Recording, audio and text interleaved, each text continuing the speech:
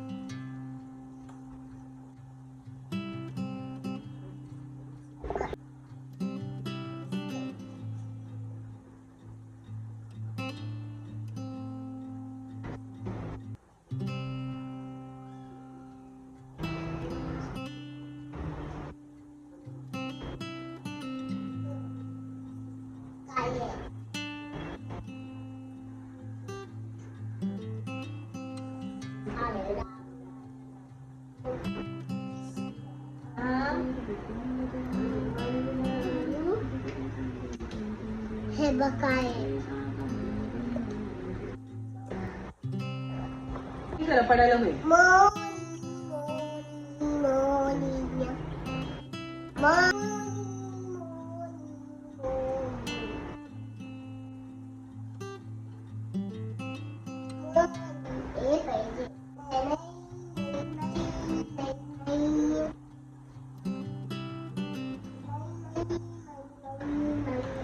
आता झालंय माझं माळजप करून आणि गीतेचं मी एक पान, कारण ते समजून घ्यायला आणि ते आत्मसात करायला, म्हणजे जे वाचलंय ते मनाला पटायला थोडा वेळ लागतो. तो जो शब्द असतो त्यांचा ज्या अर्थाने बोलले गेले, सो त्यामुळे मी अर्धा पान किंवा एक पान जे असतं एका साईडचं, पूर्ण नाही पाठीपुढे अर्धा पान जास्तीत जास्त रीड करण्याचा प्रयत्न करते. कारण त्यांनी जो सांगितला आहे, ज्या भावार्थाने सांगितलंय तो देखील आपल्या बुद्धीला पटवून तो आत्मसात झाला पाहिजे. कारण सगळं वाचून जाऊ पण मग ते आपण विसरून जातो, त्याचा काही अर्थ राहत नाही. मी भगवद्गीता तरी थोडंच वाचते, जितकं ग्रहण करता येईल आपल्या बुद्धीला, जेवढी क्षमता आहे बुद्धीची तेवढी समजण्याची. सो असं आहे. आणि आता मैत्री ते नाश्ता करत नाही आहे, तिला आता मला भरवावं लागेल. सो मी पण आता खाऊन घेते आणि तिला भरवते. देवाचं नामस्मरण किंवा असं पठण केलं ना की ॲक्च्युली दिवस खूप छान जातो, हे मी बऱ्याच दिवसापासून ऑब्झर्व केलं आहे. आणि म्हणून मग आपोआपच ही गोष्ट कंटिन्यू करावीशी वाटते, की काही लोड येत नाही किंवा मनावर दडपण आहे, बापरे हे पण करायचं आहे ते पण करायचं आहे, जसे की नॉर्मल रोजची कामं असतात. सो मला तरी बरं वाटते आणि तसं तुमच्यावर शेअर करेन. आणि हे थोडंसं आपल्याला भोग किंवा नैवेद्य छोटा दाखवण्यासाठी ही वाटी आणले. आणि अजून एक आहे अशी ही पितळीची छोटी वाटी आहे. सो त्यामध्ये कसं थोडासा गोड पदार्थ बनवला तर देवाला दाखवता येतो. आणि पूजा करायच्या आधी मी ॲटलिस्ट थोडीशी साखर किंवा गुळ ठेवते. घे तूच घे प्रसाद सगळा, हीच घेते सगळा प्रसाद, इथेच खा, वाटी दे मला, दे वाटी. चष्मा घ्या, पप्पाचा चष्मा नेऊन ठेवा, बंद करा चष्मा. सो ह्याच्यात जी काही साखर होती 2-3 छोटे तुकडे टाकले, की तिने सकाळपासून घेऊन खाऊन टाकले. नाही तर खूप कलर म्हणजे आवाज होत राहतो सारखा तिचा. चला आता मग मी ब्रेकफास्ट करून घेते आणि पुढचं जे काय असेल तुमच्याबरोबर नक्कीच शेअर करेन. आणि मला आता व्हिडिओ एडिट करायला देखील बसायचं आहे. 3 दिवसापासून फक्त ब्लॉग मी शूट करते, पण एडिट वगैरे केला नाही आहे. ते थोडं मला ना डिस्कनेक्टेड वाटत होतं, त्यामुळे मी ते पुढे बोलेनच तुमच्यासोबत. मी थोडा आधी पोहे खाऊन घेते, भूक लागली आता खऱ्या अर्थाने. सो मग पुढचं शेअर करेन तुमच्यासोबत. मैत्री एका साईडने चल.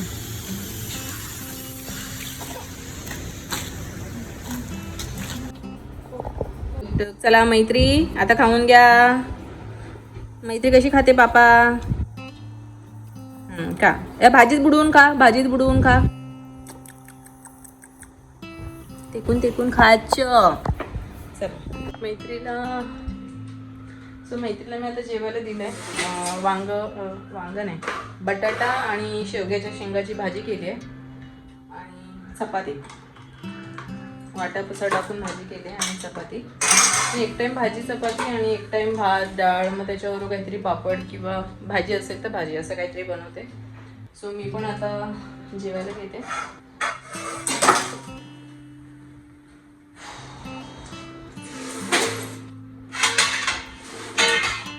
आणि मैत्रीला पण भरवायचं आहे मला. सो पुढचं शेअर करेन. आता जेवण वगैरे घेतो. मला सगळ्या गोष्टी अशा सगळ्या रेकॉर्ड करायला नाही मिळत. सो जेवढं जमेल तेवढं मी रेकॉर्ड करते. आता ही थोडीशी भाजी बनवली, कारण आपल्या दोघींची थोडीशीच लागणार आहे. सो अशी भाजी बनवली. इथे सकाळचे पोहे देखील उरले होते. सो असा होता माझा पूर्ण दिवस आणि आय होप हा व्लॉग तुम्हाला आवडला असेल. आणि आवडला तर नक्की लाईक करा, कमेंट करून सांगा तुम्हाला कसा वाटला. भेटू आपण नेक्स्ट व्लॉगमध्ये. टिल देन सगळ्यांनी काळजी घ्या. बाय.